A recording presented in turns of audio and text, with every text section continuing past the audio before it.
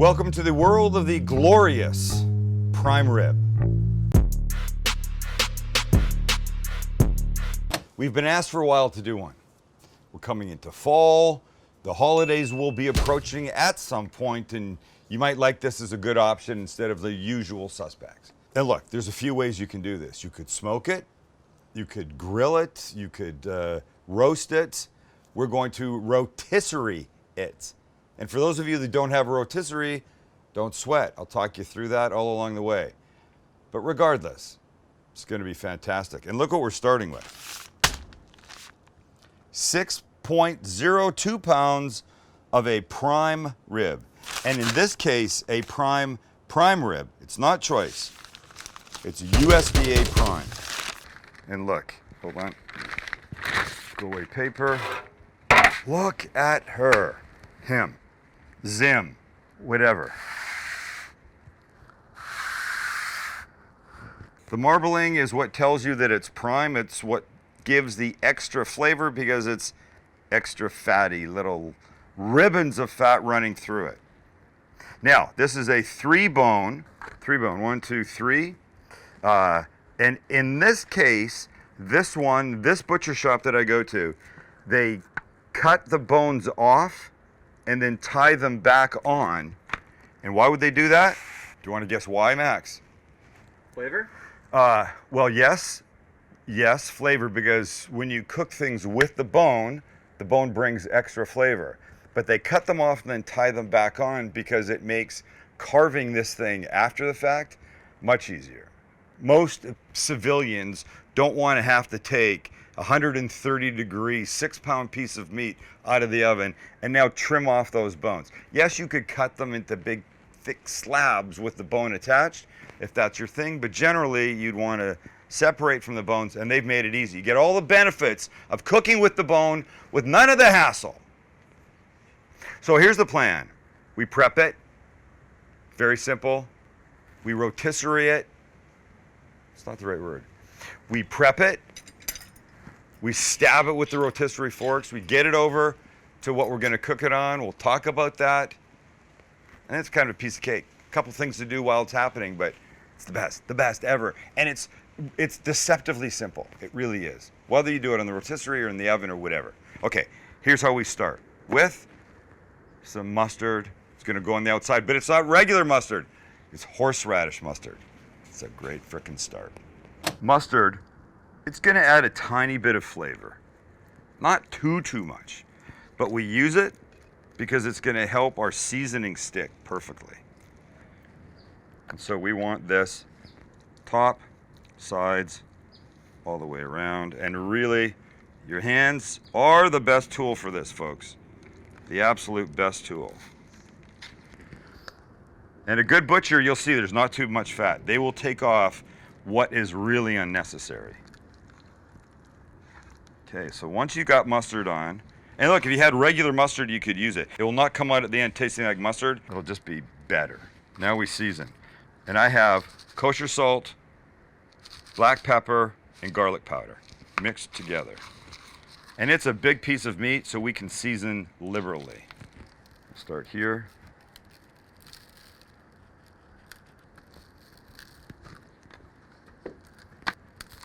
It'll help make a nice little crust when we're all done.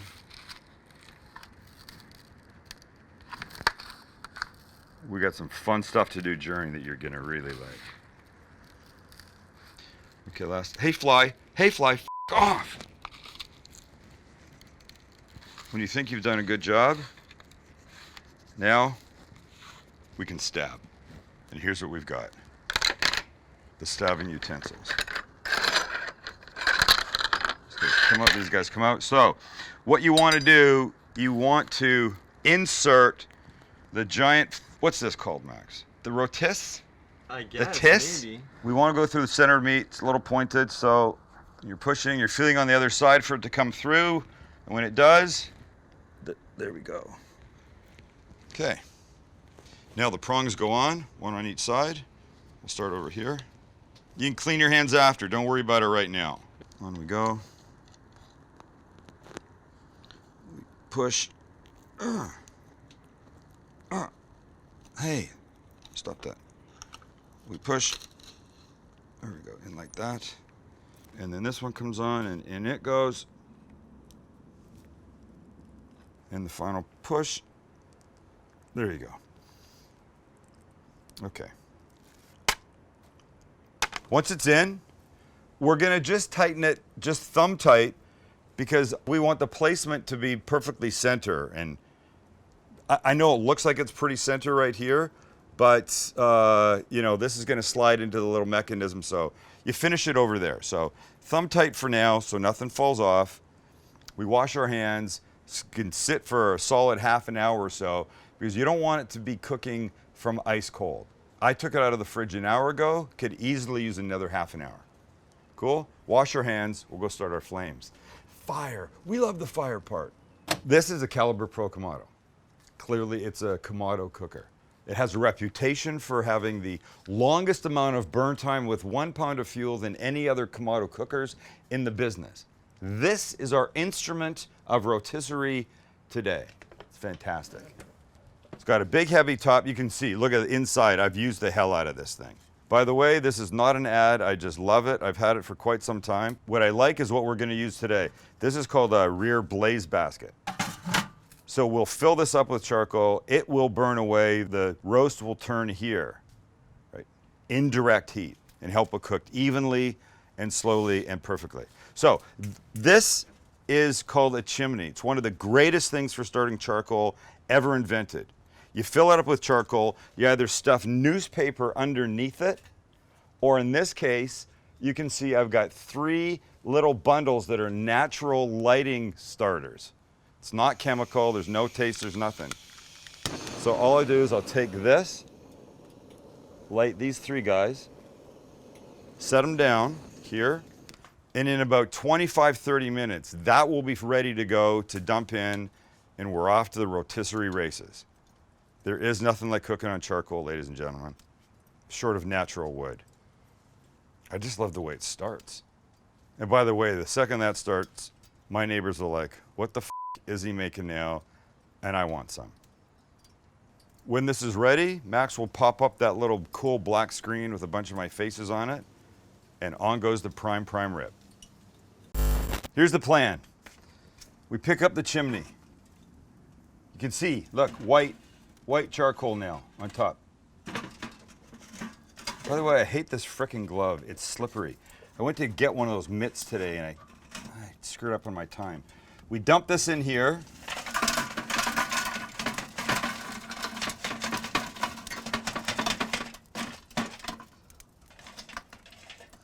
All right? Shit, this is hot. We put this down somewhere, over here. Now, that's what we're talking about. Now we come in with the roast. Look how beautiful this kid is. So excited. We put it in quickly because it's fucking hot. Oh, shit, fuck. Why wasn't I thinking about this? Let me adjust it. Get it on the thing. Turn it on, see if it spins. It doesn't spin, that means it's not in. It means I gotta put that stupid glove on. Again, it doesn't work. There we go. Nope. Nope. What is the problem here? There we go.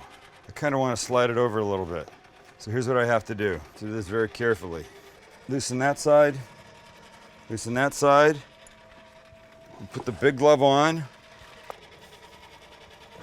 And it's in. Okay. Here's what we do. We leave it. Okay, the goal is to get this up to about 350, 375, and you can see it's raising beautifully. Between the dampers at the bottom and the top, we'll open or close enough to maintain it at that temperature.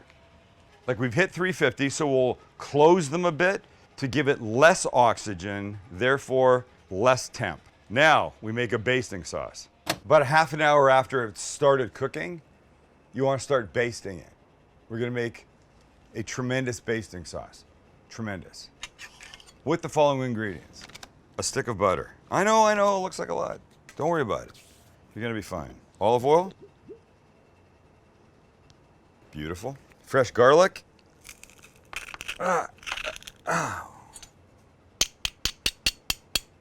Beautiful. Rosemary, fresh. Suppose you could use dried if you didn't have fresh, but I'm going to tell you, try and find fresh. So this much, like maybe 2 stalks worth, and then we'll chop it up.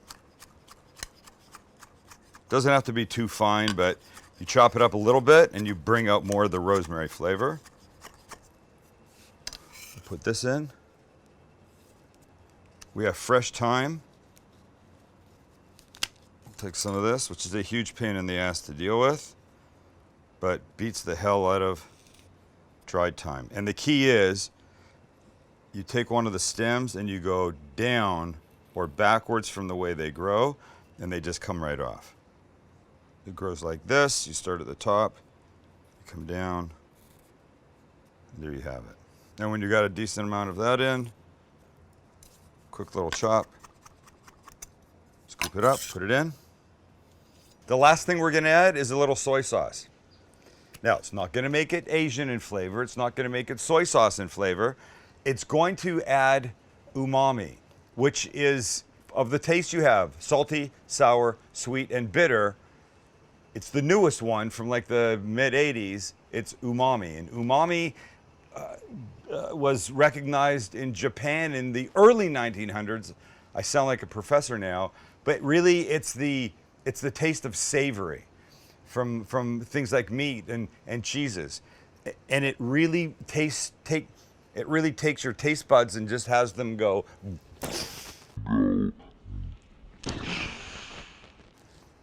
A little of this, a little soy, a little anchovy paste, a little anchovy sauce, a little Parmesan cheese, kind of gets you to the same spot. But in this, we'll just put a couple tablespoons of this. It'll go on the flat top, it'll start melting and coming together. In the meantime, we're gonna make a basting brush, stay there, out of the rest of the thyme that we have, this little thyme bundle. That's great. Here's what I like to do. Watch. Just using this elastic thing that comes from the store, I'll cut this off. It'll stay there. Now I'm gonna use two sets of chopsticks for a handle. I'll cram them in here. 1 and 2. Like this, okay? Now we'll take some string, cut it, get rid of this. And now we're just gonna make this thing super tight so it doesn't come off, like this. We do the double knot so when you pull it tight, it doesn't unloosen. And then you can do a single on top. And now look what you've got. You've got like a little mini witch's broom, but when you start to mix it in, think about it, with all this goodness, and then you start to baste that on the roast, give me a break. That's gonna be crazy. And as soon as that butter melts, off we go. You know how good that's gonna be? Do I even need to tell you? No, I don't. Here we are. Let's have a look. Uh-oh. Hey there, gorgeous. Look at you. Just appreciate what's going on there. Do you get that? Oh. Now we start basting. So not only are you getting garlic and butter and olive oil and rosemary and soy, but you're getting the benefit of this thyme brush. It could be anything. You could have used a rosemary brush. I mean, look, you're making a chicken at Thanksgiving or a turkey. Put sage and rosemary and thyme in this. Don't forget the ends. And you hear it sizzling now. So I could be collecting the dripping juices. That's generally not my thing when I do a rotisserie prime rib, but I will make a sauce that we can serve with it. And that's my favorite thing to do. All right, let's give it a little rest for a bit. Do this about every 15 minutes and you'll be fine. Before I make this horseradish cream, which is maybe the greatest accompaniment to a prime rib ever known to the entire planet, Let me explain how you cook one of those if you don't have a rotisserie. You could easily do it in your oven. Put your oven on to 350, 375. Do everything that I've done. Put it on the rack because it's heat all the way around. You don't have to turn it. It'll be fine. You can still baste it in there. I would put it on some kind of rack to raise it up so the heat goes all the way underneath. And then we're gonna pull it out when it's between about 125 and 130 degrees, just like I'm gonna do over there. And then we'll let it rest. That's the only difference. Not a rotisserie, it's in the oven. On a grill like this, if you have 3 burners, turn off the middle one, and then the prime rib goes in the middle, indirect heat. So there's not heat underneath it blasting away. That's the way it gets cooked through too fast. You don't want that. So I'd say you go same temp on here. You might want to turn it a little bit because it's facing this way and the sides are going to get the heat coming from there. So take it, every half an hour and turn it a quarter turn. So it's evening out the heat that they're getting from these sides. Cool? And then the only other real way to do it is eat it. Well, there's eat it raw, which have at it, Sparky. I'm not condoning that. Or smoker. I put on a smoker about 250 degrees, let it do its thing. It's going to take longer. You can still baste it on there if you want. It's all going to be good. It's all going to be good. Or just cut big slabs of it raw and throw it on the grill and call it a day. Horseradish cream starts with sour cream, just like that. Next is prepared horseradish. Look, you can go get horseradish root and grind it. But prepared horseradish is not horseradish cream like we're making, it's just straight horseradish. So add that, we can always add more. That fly would fuck off. We give it a little Dijon mustard, a little graininess to it. And then chopped parsley, beautiful. Little squeeze of avocado oil. Finally, a pinch of kosher salt, fresh ground pepper, and we mix. The mixing part is always fun for me. And you know what you do after you mix, Max? We taste. All right, now. I'm telling you, prime rib without that is like, what's it like? It's like a cheeseburger without the burger. It's an essential part of it. It really is. Do you know what we do now, Max? We wait. We baste. We baste. Let's go. And hello, Hanson. Oh, honestly, this makes me so happy doing this. It really does. So you don't want to over baste, but you want to build up a little crest. So maybe one more time. We've got a little while to go. So you don't need to see it. I'll baste it maybe once more, and when we come back, we're eating large. Here it is, look. It's there. We're ready. It's beautiful. And now we'll turn her off. Look at that. Look at it. Look at the gorgeousness of our friend here. Should we take it off, Max? Should we take him or her off, Max? Let's get our friend. We lift and take this. And we'll go like that. Set it down there.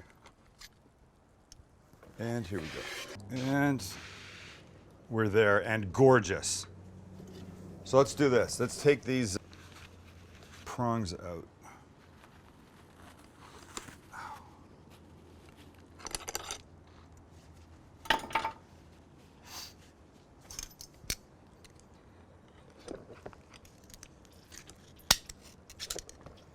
Stupid glove. I hate that glove.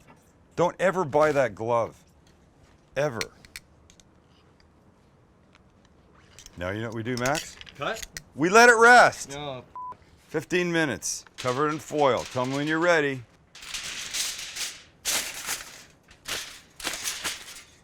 So one more this way.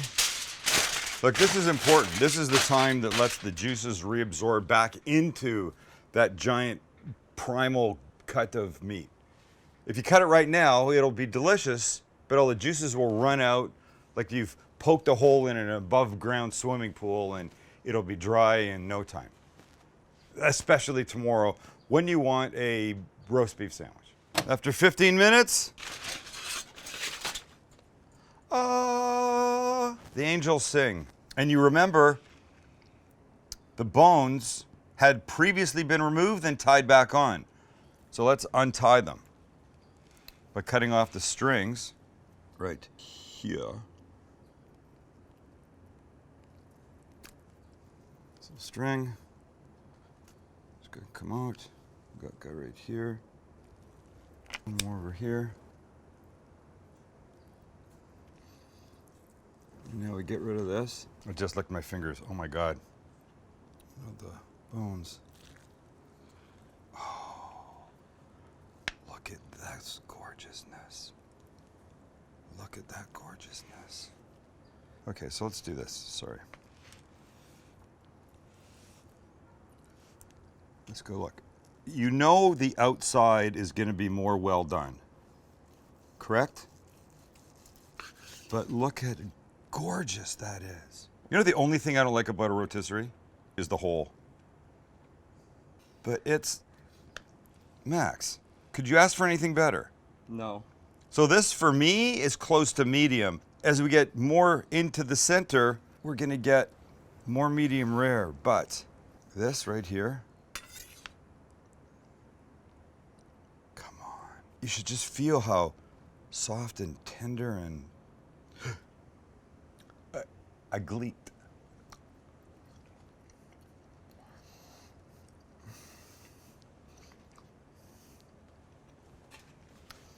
Let me take you through the bite before I kill this fly.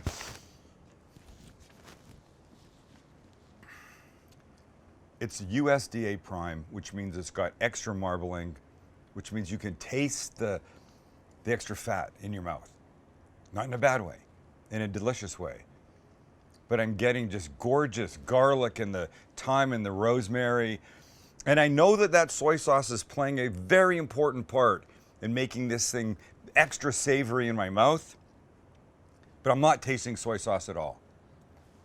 Just, oh my God. Just straight deliciousness. Look at that kid. Look how beautiful that is.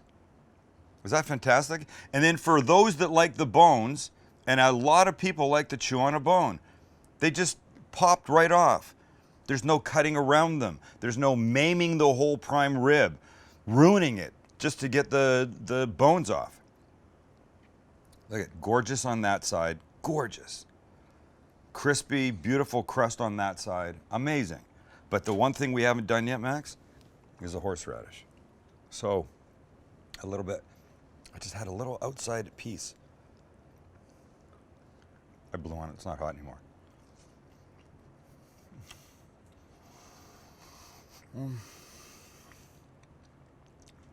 Could you have made gravy? Of course. Should you have? I don't think so. I think this is the answer. What have we learned? Buy as great a piece of meat as you can. Treat it with respect.